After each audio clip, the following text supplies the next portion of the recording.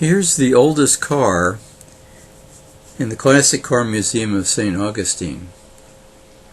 It's a Roche Snyder Roadster, and there's a description of it coming up shortly.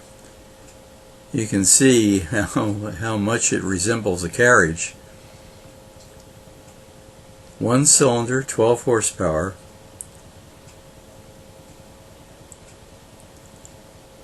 It's chain driven.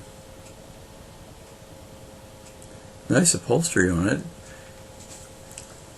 Evidently bought 3 years ago by the owner for his daughter as a gift, and he restored it. He bought it in Barcelona, Spain, restored it with no plans that were existent at the time.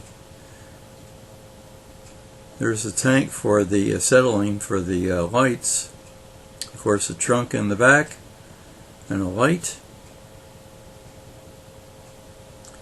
And here's the description.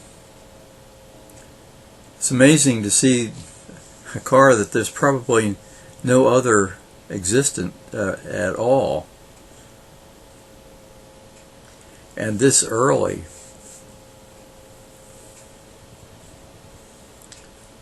Roche was a bicycle maker, and Snyder was inventing carburetors at the time.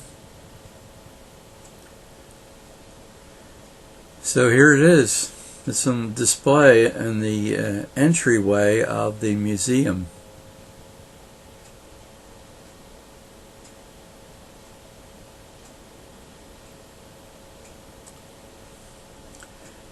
Just contrast this with the 2020 Corvette that I just put up that video, and that's in the museum. So these two side by side would be an interesting comparison.